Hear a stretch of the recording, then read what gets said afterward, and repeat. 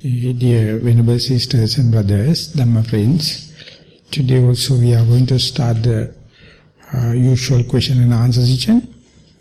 So we'll invite Lakshmi to present the written questions to start the session for the day. Venerable Sir, there are 7 questions in all, 5 on sitting and 2 others. Venerable Sir, I am able to concentrate on my breath, often for a minute or so without distraction. I focus on the feeling of air at the tip of my nose, just between the nostrils. I observe the force and duration of each in-breath and out-breath, along with the tiny pause in between. However, I have found that I am frequently distracted by thoughts about career ambitions, both on the cushion and in my attempts to remain mindful throughout the day. Even though I know that such worldly pursuits do not bring lasting fulfillment, thoughts about my career ambitions still frequently bring my attention away from the breath. Please advise. Thank you, Venerable Sir. To the very sentence starting, it says, I try to concentrate on the in-breath and out-breath. Would you mind to repeat it, please? Yes. I am able to concentrate on my breath, often for a minute or so, without distraction. And now when the essay is going, slowly introducing mindfulness, and the attention or the main theme, whether it is to secure concentration or secure mindfulness, is bewildered. It is not clear. Because towards the end of the letter, it is to be mindful in the day-to-day activities. So I would like to know, the writer, the starting sentence is, I can concentrate, and the end of the essay or question, it says, I try to be mindful. Which is your prime target to earn concentration or mindfulness?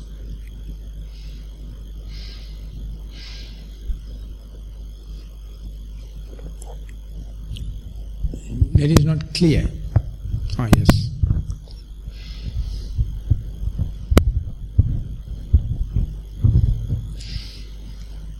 Thank you, Bhante. I think this happens to me whether I try to meditate for concentration or for mindfulness, but usually I'm trying to concentrate on my primary object. So how do you differentiate to be mindful on the primary object and to be concentrated on mindfulness, primary object? I guess the way I think of it is maybe mindfulness is more expansive. More? More expansive. Than concentration? Yes. And that is why you prefer to concentrate on primary object and let mindfulness to get more and more expansion or diversification. But for the beginner it is completely other way around. Once you become mindful, only concentration will happen and it will be a mere expansion of the mindfulness. Concentration, the mindfulness is the proximate factor, immediate cause for the concentration to happen. So in Nissarana we made that point very clear.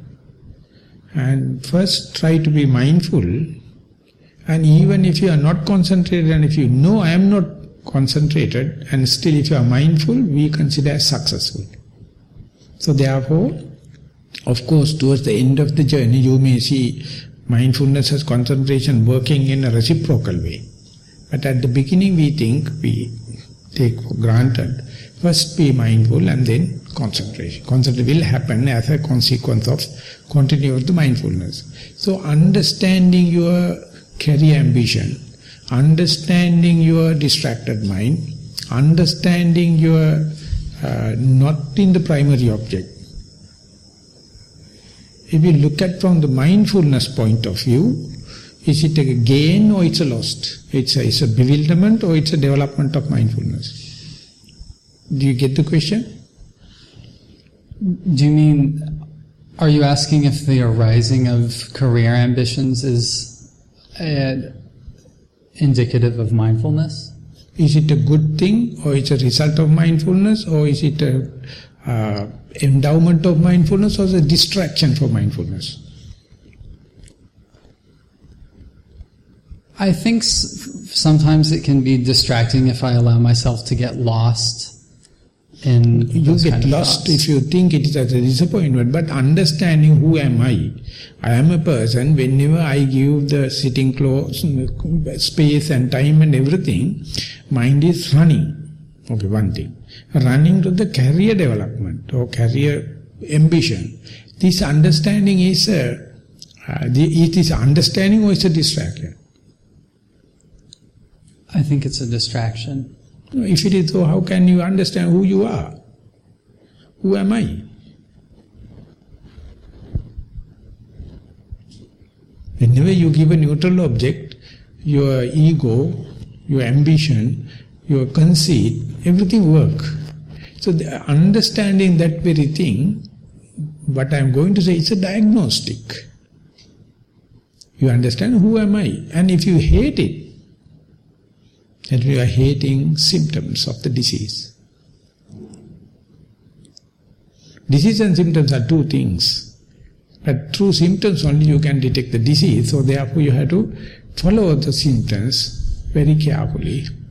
Then only you can understand the primary cause and the secondary cause and tertiary cause of the disease. So likewise, these are the basic information we gain regarding our career, regarding our character, regarding our character trait, regarding our likings and disliking. So you must be somewhat at least neutral, accumulate as much as possible. It is a distraction for the concentration, but I am going to say it is not a distraction for mindfulness. Through mindfulness, or due to the vigilance of the mindfulness, the diligence of mindfulness, you see your tendencies, directed dispositions, or underlying tendencies, and if you are going to hate them, you will never understand the root cause of the disease, or you will never see the things as it is, even though it is factual. You hate them, you avoid them, you escape them, and for the escapism, mind concentration is a good addiction. Mindfulness is not such addicted thing. It is revealing red-handed. So are we bold enough?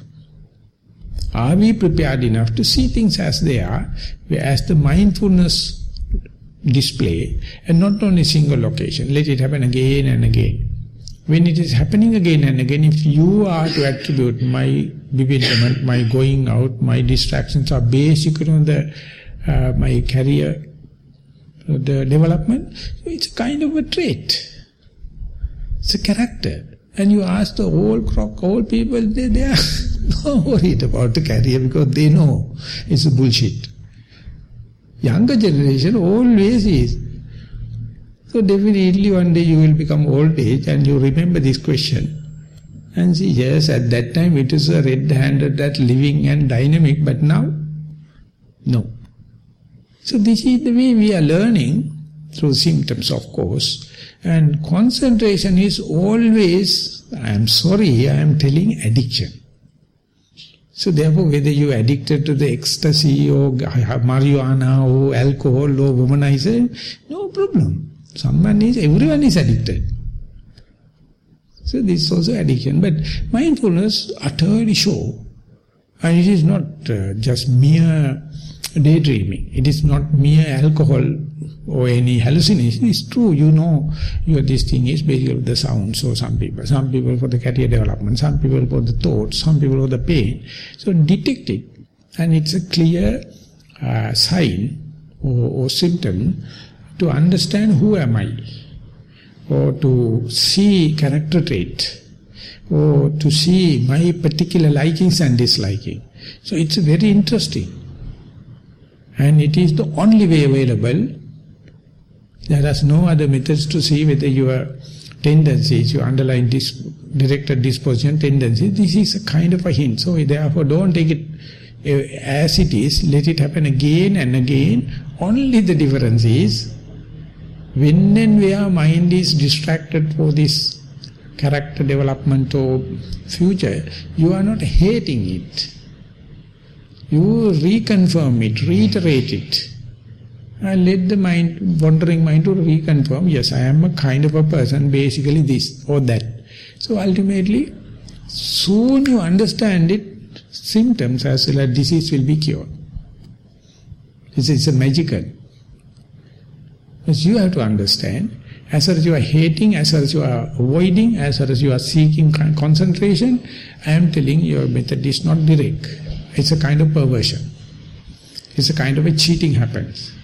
So don't fertilize it, just see. Whenever I try to go to a neutral object, whenever I sit comfortably and see I am here sitting, I can see mind is running. And there is a trend. There is a pattern. So note it down. The trivial things are quickly changing, but the main patterns in our life, or main likings and dislikes, are hard and fast. So once you understand it, and next time also when you go, you have to understand, is it the same thing, reconfirm with the yesterday sitting and today sitting, then it's a kind of a reconfirmation. Beautiful thing is, if you are practicing under the Buddha, Buddha can see it. But except Buddha, no one can see, otherwise you become true to type. You become true to your symptoms, report directly. But without your interpretation, I like it too, I don't like it.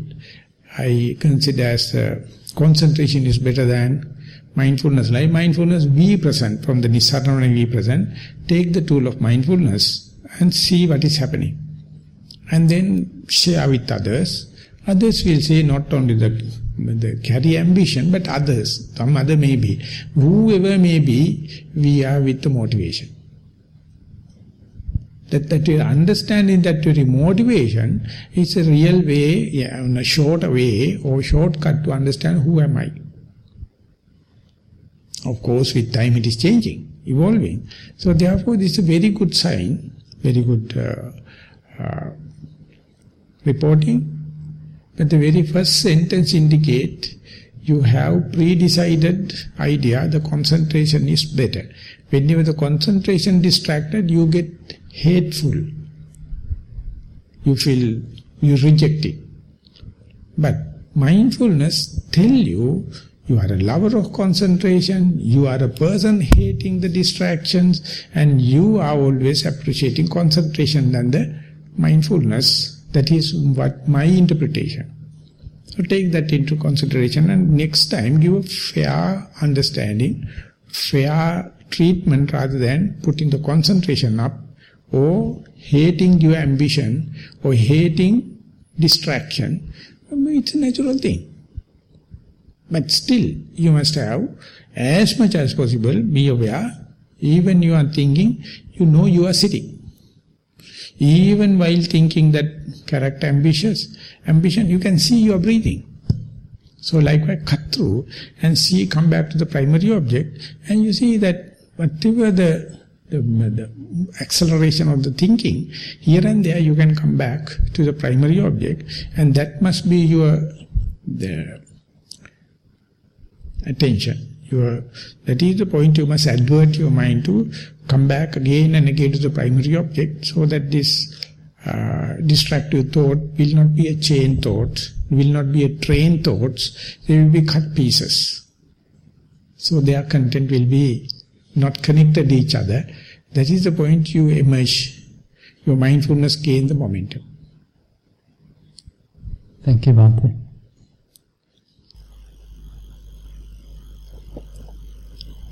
Next question, Swamin Mahansa. This is not a question as such, but my observations on sitting meditation. I allowed breathing to take its own way till I realized the primary object. I refrained from using any force or effort. Most times in-breath and out-breath entered and departed from the same nostril. Yet there were negligible instances when in-breath came in one nostril and departed from the other. But it never made me difficult to feel the touching points. Sometimes I didn't feel the draft, though I knew I was breathing. There are significant number of instances out-breath is warmer than the in-breath. During the meditation hours, I felt lot of instances of flitting of my mind. Those instances never lasted long, and I managed to take my mind back to the primary object. Most happiest thing for me is that I managed to overcome bodily pain and laziness to a great extent. May the Triple Gem bless you, and may you attain your spiritual aspirations as you wish. The bodily pain and the laziness are two polar apart. Whenever, as far as you are in the bodily pain, you are never lazy. You cannot. As far as the laziness is there, no body pains. So if you fall asleep or if you are carried away by the pain, you lost the middle part. So you have to understand both of them are coming, and when they come into the balance, then you are sure, not only you are mindful, you are not still, you are further and good that you are in the middle part. So like the two different things, just like a person doing the tightrope walking, he usually carry a big pole, and with that only he is balancing. So likewise the two ends of the pole is two extremely opposite things. So pain and the laziness are two things, and now you see fairly you are beyond it. That means it's a pragmatically or verifiably you are in the middle part. So let it happen. The early part indicates very tiny detailed information about the breath. Go still further. This is called the sap of the Dhamma, the juice of the Dhamma, the essence of the Dhamma. It is not possible for a beginner. Everything must be aligned, then only your attention will go to a tiny, that kind of a insignificant, neutral object. His mind is always going for lustrous object, or lustful object, or any kind of a desirable object, or craving. But here the breath, it is not lustful, but still is going there. So that means all the other variables are fixed. So it is a prime moments. So at that moment, you must try to reach the object as close as possible, as long as possible. So ultimately the object and the mind, observed object and the observing mind, try to work in the same frequency. To that, it has to come somewhat close, as if you are nearing a needle to a magnet. Whenever the needle reach its magnetic field, then you feel the pulling sensation. Beyond that, you have to push towards the magnet. After that, it's happening. So once it is come into within the jurisdiction of your powerful mindfulness, then you see they start to work together. At that time, even a thundering thing happens in the outside, you don't know. Even bodily pains available, you are not there to experience. And even any thinking happens, no one to measure, because you are so absorbed. So therefore, once that you go somewhat closer, and kind of affair going to start, something like love affair, something like magnetic thing. So when it happens, you see, then onward meditation is catching by itself, or you can easily put autopiloting. This is the way it is come closer and closer. More and more you come, the induction, kind of induction happens. and you feel it. Till that you must endure, must put effort, you must be skillful, must have ways and means. And once you're there and then come somewhat closer, you can see immediate, that is called natural characteristics. So before that you can just see the shape of the object. Then you can see shape and the manner. But still if you push further, come closer, it comes to the natural characteristics. It is so dynamic, it is just like a flux. It's like the flow. And you can see everything is moving, or everything is energetic, everything is like energized.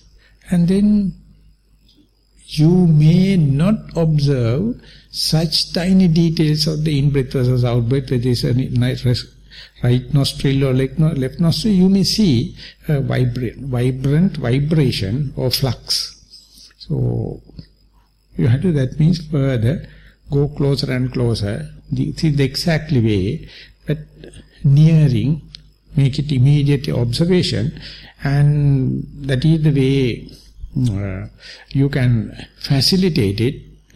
But after a while, without your facility, without your contribution, they come together when and where the mind and the object come so close, and when they get hooked up each other, get clutched. So now you are nearing. So let that happen again, let that combination happen again. Observe immediately, observe very longer time with more details, and it is such a hilarious thing, as if you are working out a sum, and if you are nearing the answer, you feel the method is correct, now the answer is about to come. Likewise, it's a very contented moment without any materiality.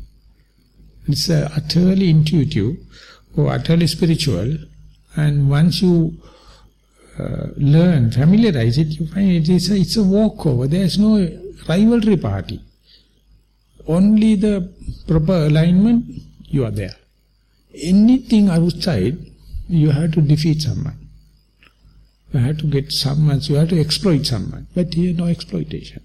This is a walkover. So why should we worry about this fighting world or the contentment? Why can't we go closer and closer to the object and get the Dhamma sap or Dhamma juice or Dhamma essence? No discrimination. Any person can tap it, but you must have that alignment. So only thing I am telling is, you are nearing that alignment, get this encouraged and push further to see more detail of the primary object, not only the shape, not only the manners, beyond, together with shapes and the manner, the natural characteristics. That means it's the flux, the energy, the flow. And then meditation will catch its own momentum. And in my jargon, I would call it is put into autopiloting.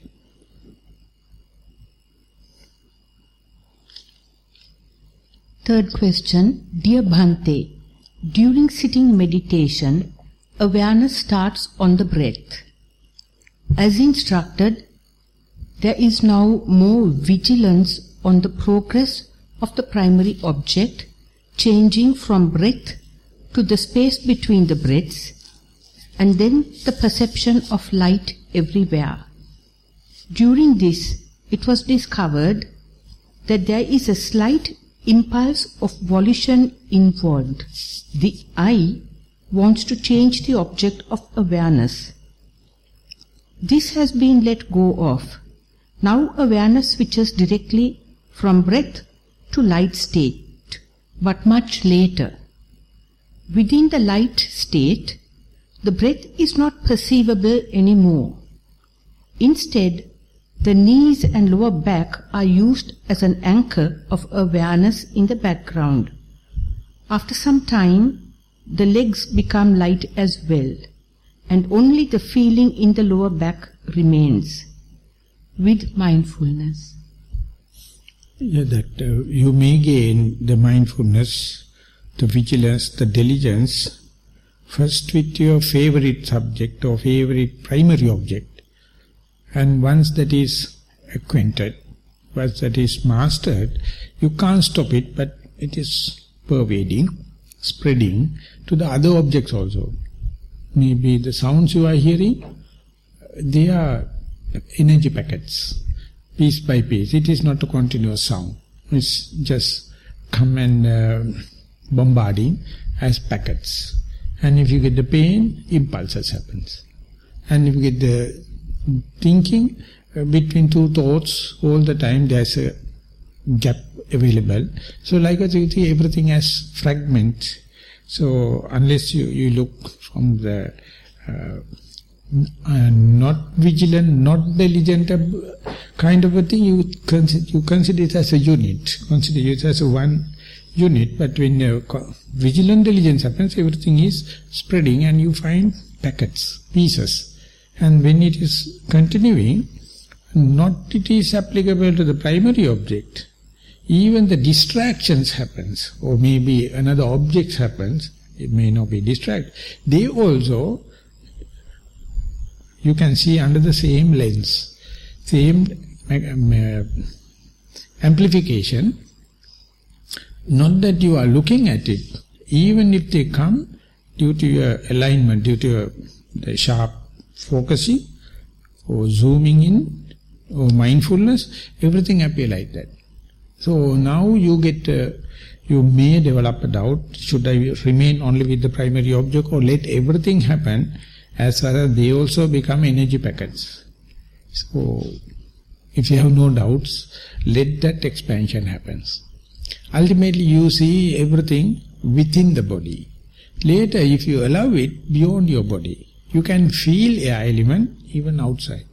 You can feel energy element, or the heat element, everything, even beyond your control. Take your body as a indicator. So therefore even the mindfulness hit on the one single tiny point, it has a spreading character. For example, if you give a fountain pen on a blotting paper, you get a dot. And you keep on touching it and it's slowly spreading. So this is called ink drop system. Ink drop system is a warfare in the guerrilla system. You take a helicopter load of people and drop it here. And when the helicopter drop of people there. And slowly they spread. Everyone come together, destroying the enemies right there. Ultimately everything under your control. Likewise mindfulness at a time it is penetrating into one place. Till it get the mastery, till it get the power, till it get the establishment, hold into that particular object. That's your access point. That is your table benchmark. This is your reference point. And once it's going to spread, don't worry. It will go beyond other objects, other distractions, your body, everyone's body, and pervading. So that is called inferential knowledge. If the primary object is such, others are also the same. So first you have to get the utter thorough grounding, establishment in the primary object. That's called sati patthana. Patthana means fully established. Till the establishment happens, don't change your object. Refer to one particular point, the soft end, the reference points, the benchmark. And if you are going to have number of benchmarks, the immediacy will be upset. So first get the one benchmark and then let it spread it. It is spreading in a quite natural way. It's a universal law. You are just an observer, nothing to do. It is spreading just like an ink drop. So when it is happening, more than your food, more than any luxury, you feel like meditating and let that happen undisturbed. It is spreading like a scent. So therefore, till it establishes the primary object, you have an enormous task. It's so much costly. It is burning so much of fuel. Can't help. Once you got the connection, it's spreading.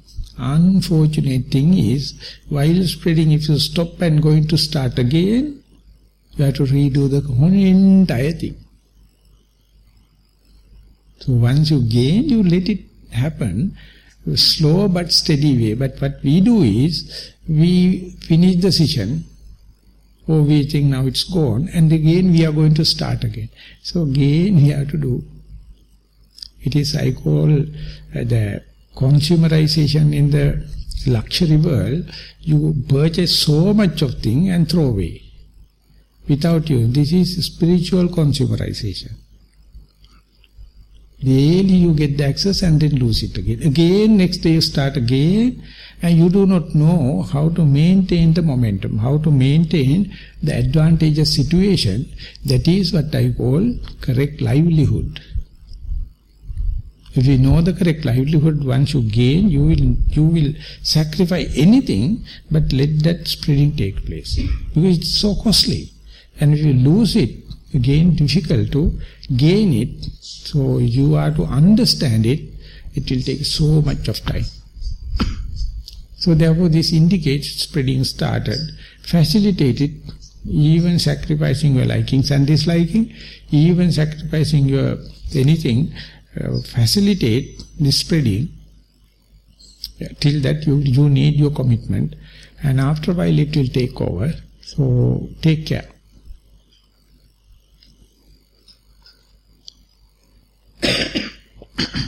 Sitting meditation.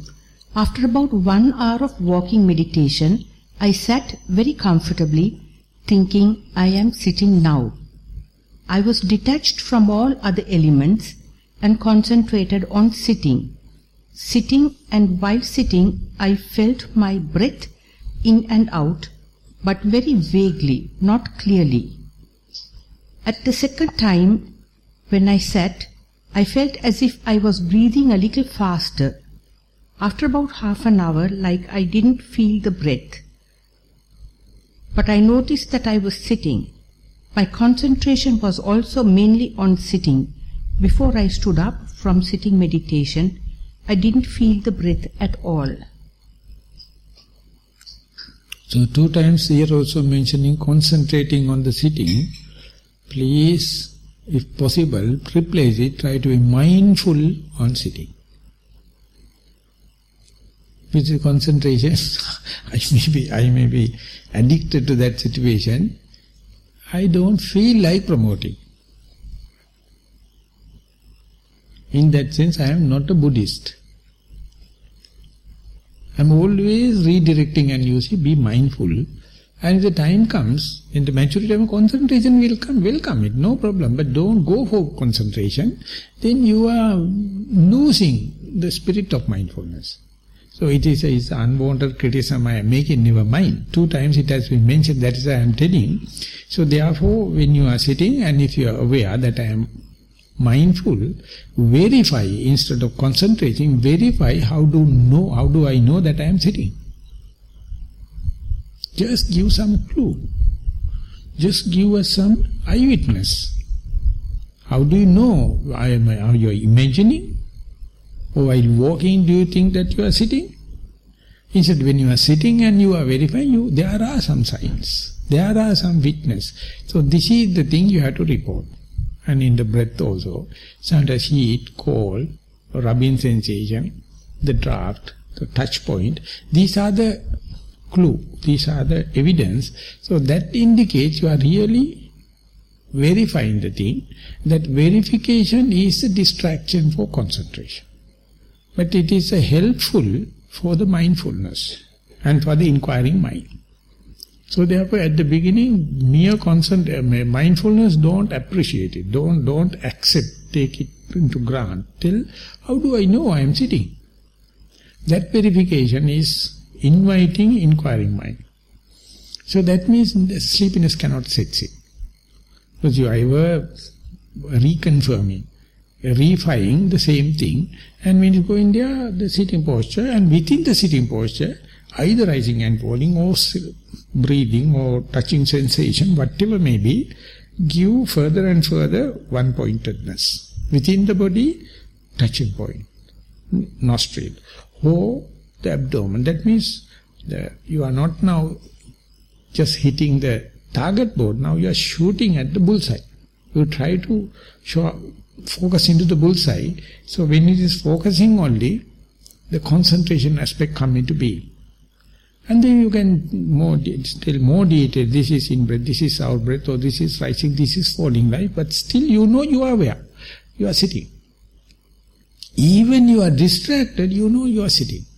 So under the circumstance of distraction, you take the sitting posture as your pivotal point. When and where possible, concentrate. And it's electric. It can happen or may not happen. So facilitate it. Ultimately you will learn it is not a science but it is an art. First get into the big object, and once that is established, coming into the tiny and ultimately one-pointedness, and one-pointedness is called as concentration. But when we are distracted, again the beginner's mind starting with the big object and again come back, and there you can see within a sitting so much of cycles can happen. Mind go out and again come back to the body, again slowly go to the breath, and then in-breath, out-breath, detail. Again you disperse, again you come back. So this is the point where you learn how to make mind adverted into one-pointedness, or with the help of concentration without a teacher. You imply your own methods, you apply. And when you are success, you know how to do everything you learn. These are the things, these are the ways and means it helps in my case, and that will ultimately galvanized or reinforced when you apply again and again. More and more you apply, not only that you are just know the art of how to go into the primary object again and again, but the association closely and immediately and vigilantly primary objects also will get a better chance when this is happening. So facilitate in a way, starting as a beginner's mind, when and where time permits, you try to narrow it down and go detail, immediate, and the other you bound to taste the essence of Dhamma, the sap of Dhamma. Next question also on sitting meditation. This is my report on sitting with mindfulness on the in and out breath last morning. Primary object, in and out breath at the nostrils. After 2 breath cycles, breath became subtle. In breath short and quick, out breath longer and slower, both subtle. Rarely a sudden deep sharp in and out breath. At one point the breath disappeared completely, but mindfulness continued. For 3 hours I sat and experimented on maintaining focus on the breath while dealing with inner chatter to try and achieve one-pointedness, ekaggatavaya. Hypothesis. If difficult to maintain focus on the subtle breath, then count each in and out breath 1 to 10, then 10 to 1, and so forth, to see if this improves sustained focus. Finding. I was able to maintain focus except about 3 times during the 3 hours. Observations on secondary objects. Often thoughts came and went. No thought lasted longer than half a breath. No thoughts disturbed observing the breath. All thoughts were simple, fleeting, and within the Nissarana Vanaya. Sounds did not disturb focus, but twice sounds helped to assess time passing. Example, after 1 hour, I heard others begin to walk, etc. Please advise. This experiment was to gain a deeper understanding of one-pointedness or ekaggatavaya. Focus was sustained but not deep, or deep concentration, unlike Kshanika Samadhi. Please explain this level of mindfulness and how to progress. Thank you. If I can give an example, it's a traditional example. Suppose we are in a group sitting, and as a guided meditation, I use a ringing bowl.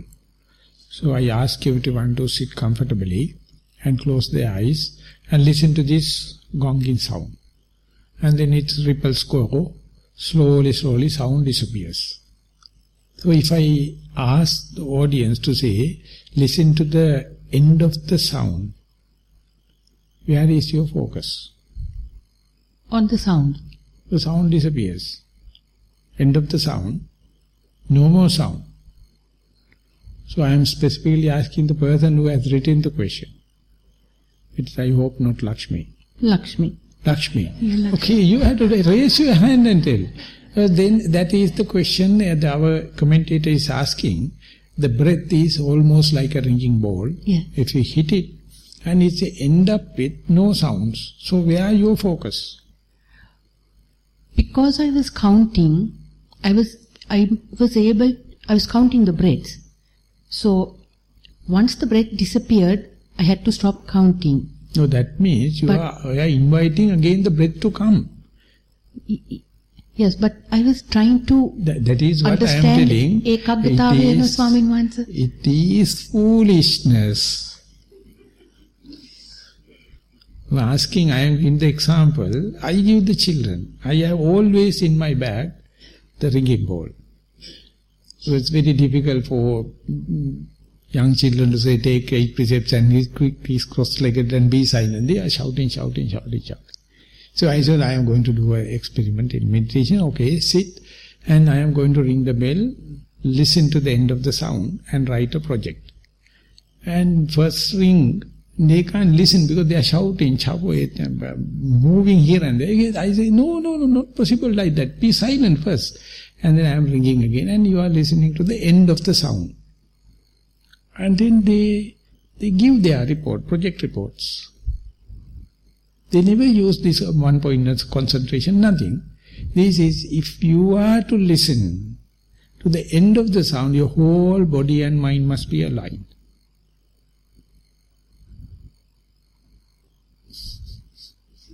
I mean, omniscient knowledge. They are not worrying about the concentration. They are not worrying about the one-pointed. One-pointed is something. But here everything is disappearing.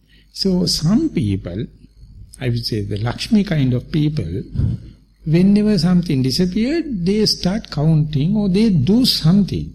Because there is a fear, if I am wrong, you have to tell me.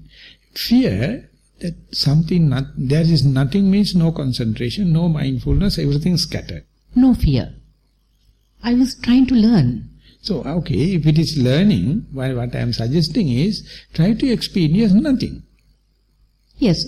So, I experienced nothing for a brief period, and then the breath became more perceptible again. If the perceptible happened, that is the second cycle started. Correct. So then I started counting again. No, not necessary counting. The second breath, whenever it is happening after the silence, effortlessly. When you observe it, and counting is no much of a harm, it is not a punishable mistake.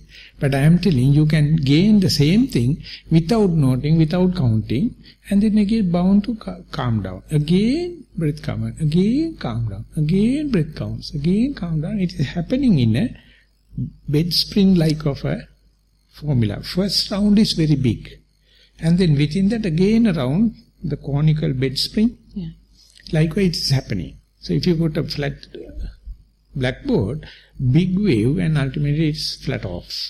So you have to understand the very first calm is very big calm, very first breath is very gross. And the second calm is less calmer than the earlier, the breath also little in amplitude. And the third one is still less. So first time you are calming down breath, and now there's another dimension. Calming down, again agitate, again calm down, again agitate, again calm down. But there's a kind of a maturity. So they are usually happening without noting, without vitaka. So that is the refinement you have to do in the next time. Whenever sound happens, whenever thought happens, or whenever breath happens, just observe, if possible, without noting, without counting. If it is also going to be calm down, much better. And don't expect that's the final calm down. Again it comes, again it disappears, again it comes, again it disappears. Imagine, within a sitting, you can have about 20 cycles. Then calming down means agitation. Agitation means calms down. One of the purposes of this experiment was to actually see what my mind is doing because of all the inner chatter. And it is, as long as I am trying to see while observing the breath, the mind seems to take over and run off.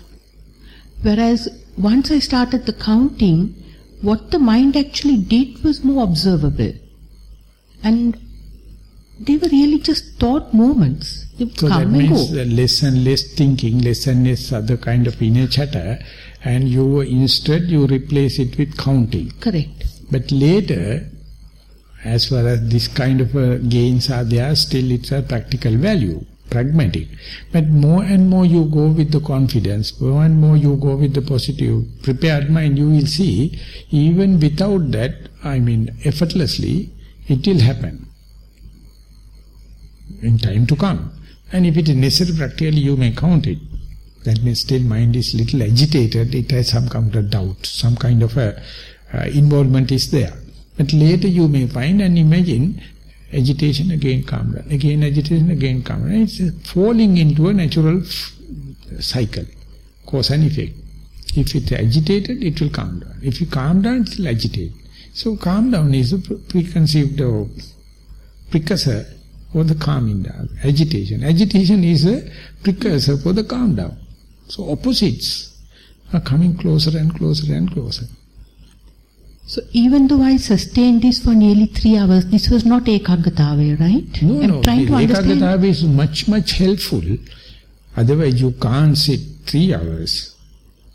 Ekagatave is there. I am not telling that it is not doing any service. It is fully supporting it. Ekagatave means your object is throughout present. So for 3 hours. So object is present. It is not appearing and disappearing object. Okay. Ekaggata is one-pointedness. Point must be there. But in radical reflection, even the point is disappearing. You are not giving up. Mindfulness is there. So that you can't explain through the concentration. Even see the stillness of the mind is there. And you are not giving up. Your confidence is there. Confidence is there. Even the object is not there. Not the mindfulness is broken. Mindfulness is there. It is nothing to support, it's the nature. So you are just a neutral observer. You just observe. Even the object completely disappears. You have no any hope it is to come again, or no any uncertainty about your mindfulness. You just let the mindfulness to continue. So that gap, end of the object, and till the other breath comes, you are not bewildered, you are not perplexed, you are utterly calm and quiet, because your faith is unshaken, precepts are unshaken, make sure mindfulness is unshaken. And then who is experiencing it? This fellow. No experiencer. Okay. So you can have experience without experiencer. So you see it is something you have never done before, and that must be your natural, noble quest. Not sitting 3 hours, but later you may find while driving and all the kind of thing that can happen. For a small episode, but exactly the same micro level. So it is a birthright. If you go prepared. So for the preparation, we must have a meditation hall, meditation instructors, precepts and all the kind of thing to make the mind confidence enough. Make the mind is a natural potential, natural endowment. Once that you develop it, You try to break it if possible, you can't. Even you are not in the Nissarana, even you are not with the white clad and the shawl and kind of thing, bloody fellow is coming. Who is coming? I don't know, I am telling fellow, but it's not a fellow. So that you have to recognize it, and ultimately you have to understand. So far you will think about the distractions, but you can see that calmness also a birthright, always there. If you believe, if you look into that, all the vibrations are there still, the stillness is there, canvas is there. That is I call the canvas. That's I call the humanity. If we are not there, you are not full-fledged human. You are partial human. So when you go there, no objects, but still mindfulness is there, no experiencer. But the experience is, that experience is called contentment, the holistic system. It is not fractional. Understand? Yes. Yes. Still not sure whether I know what ekaggatawa means. No, ekaggatawa is in the concentration jargon, its object must be there. But in meditation we say object is changing, it is suffering, it is not me. So that means discontinuation is well accepted. Okay. But even then, the thread of mindfulness is there. Yes. But in time to come, even without mindfulness, it's also you can take mindfulness as an object. That also will not be there. Yes. And you will be very aware, unshaken. That is the next lesson we have to learn. So, for the moment, take the mindfulness as a pivotal point, or the benchmark, and try to hold everything, give up everything, still the mindfulness. And later, you, with the help of the mindfulness, like a pole vault, you jump up and throw the pole, fall into the other side. You have to throw the pole also. But till that, hold it very fast. Know it, at the peak you have to throw. So your holding must be, grip must be very sound, but easily throwable. For the moment we are talking about the breath, but later, even this very tool, you have to do the same thing. It will happen. Yes. Thank you, Venerable Sir. The breath questions are now over. This question falls onto the category of spiritual life. Being a layman, struggling to lead a spiritual quest, when surrounded by a narcissistic husband, how can we keep up with the upstream path? Narcissistic, what is the definition? I have read it. It's a character in Buddhism. Narcissistic is narcissism. Narcissism is love one's body. That's a Greek narcissus. But isn't that the person who looks into the water and sees falls in? Narcissus. Greek deity. Narcissistic behavior is a topmost egoistic character who manipulates others to do their own bidding. Could you give a Dhamma approach to mitigate reaction from my part with metta? Wish to remain anonymous. Good. And the narcissistic, I don't think they are influencing others. Narcissistic is introverted character. That not extrovert. So therefore, if you are react, they will react in their way. So let the narcissistic person to be narcissists. But you must understand, it is not a contagious kind. It is not be I am very, very lay person for about this psychology, and therefore if he knows, and if you do not like narcissistic, you are asking for trouble. You are not liking or dislike for the narcissistic. Keep the sleeping tiger sleep. Don't wake it up. The narcissism is a night sleep. Narcissism.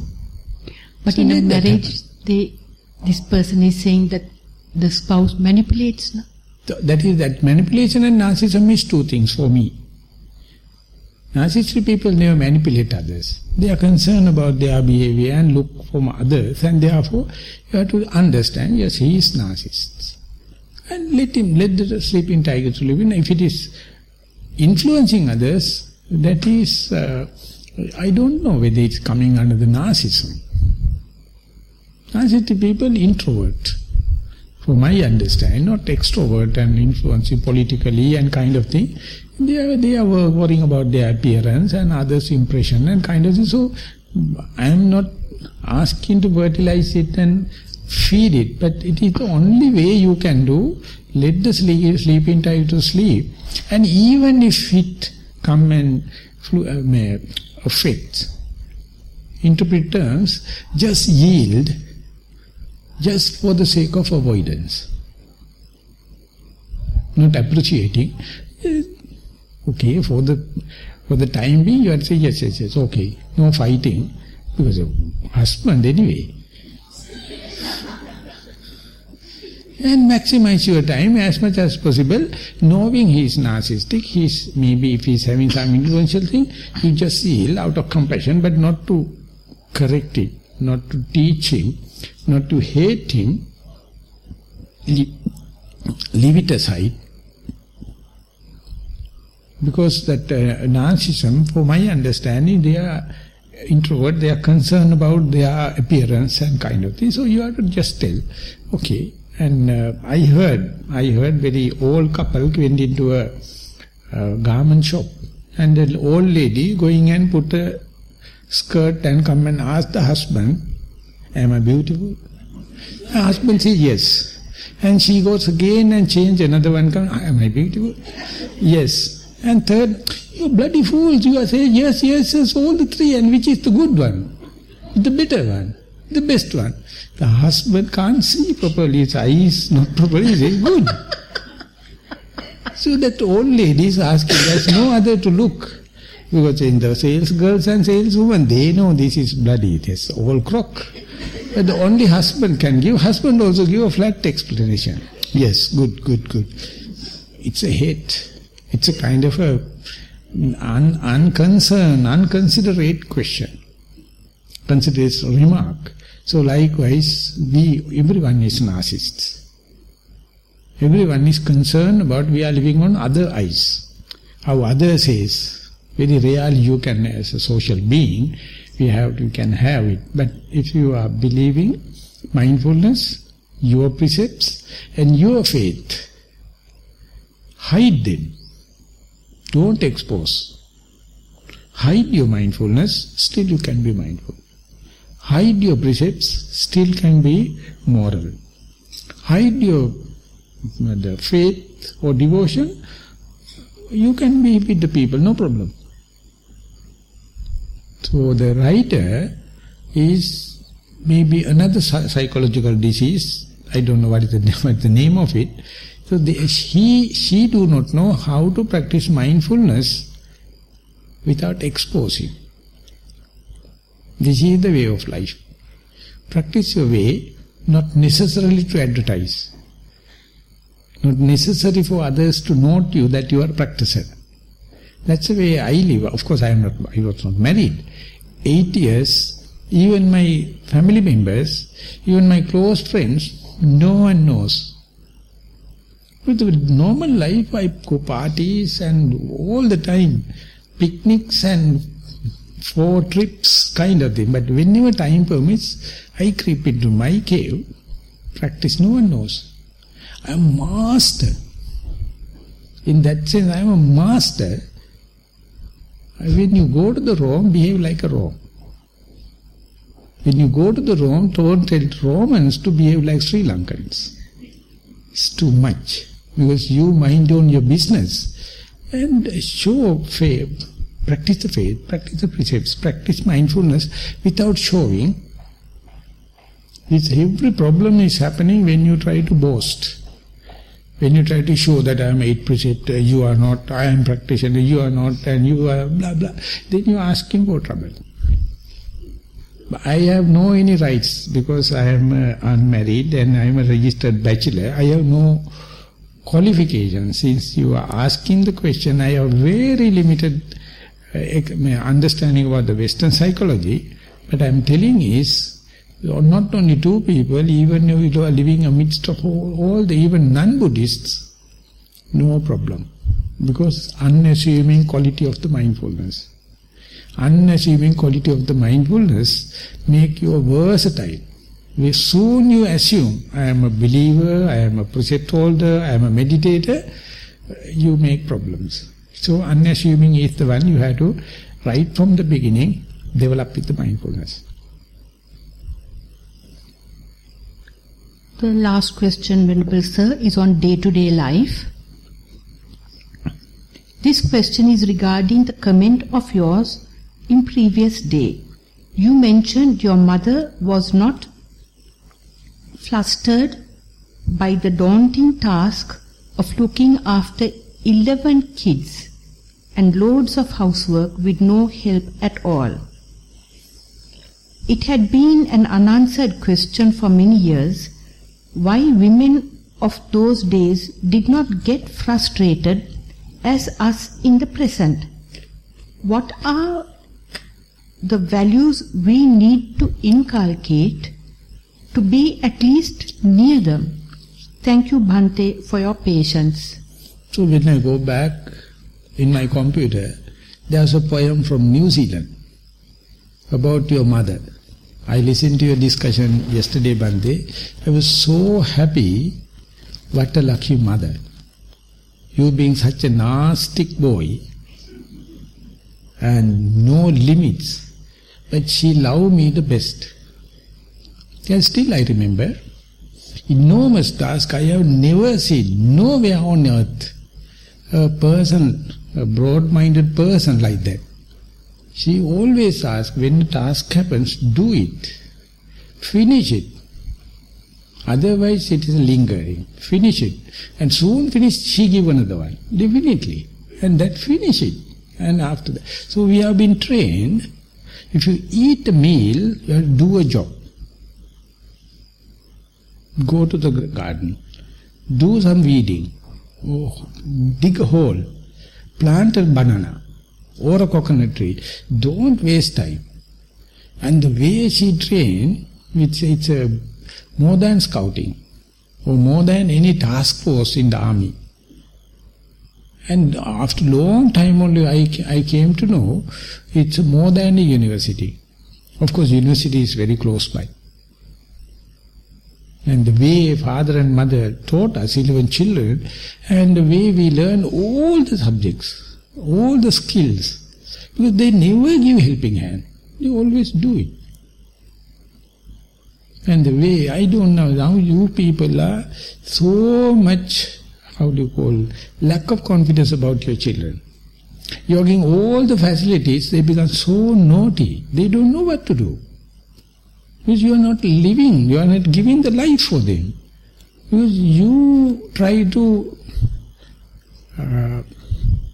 satisfy your desire through your children. Simply they hate you. Simply they hate you. I also had few events, my mother cried about me and all the kind of thing. There were. It's so much of a loving this thing. It's a very good question. Why we are being short-tempered? Very quickly we go for divorce. Very quickly we go for committing suicide. Very easily we criticize others. But it's a shameful thing for people like my parents.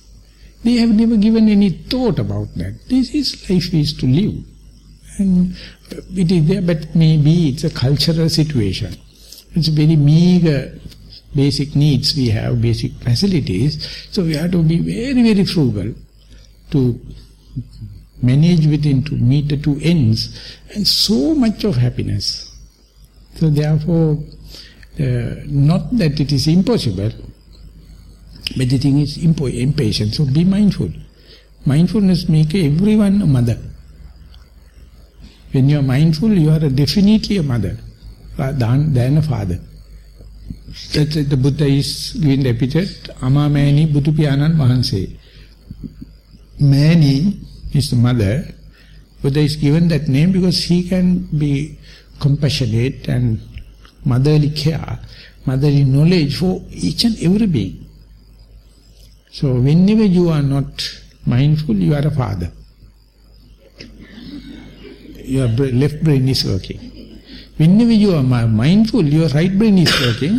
System approach, you can hug anything, everything, because everyone's mistake is my mistake. No problem. You are not waiting to punish it or penalize it or kill it. We are living together, his problem is my problem. That's the way the mother is working. So be mindful and be a mother. Enough. That's the last question. Okay, that we have taken more 10 minutes than usual. So we have about 50 minutes for walking meditation, and we'll come back, meet here again at 3 o'clock for a group sitting. And that is, with that statement, I would like to sum up the today's Dhamma talk. Thank you very much for the participation.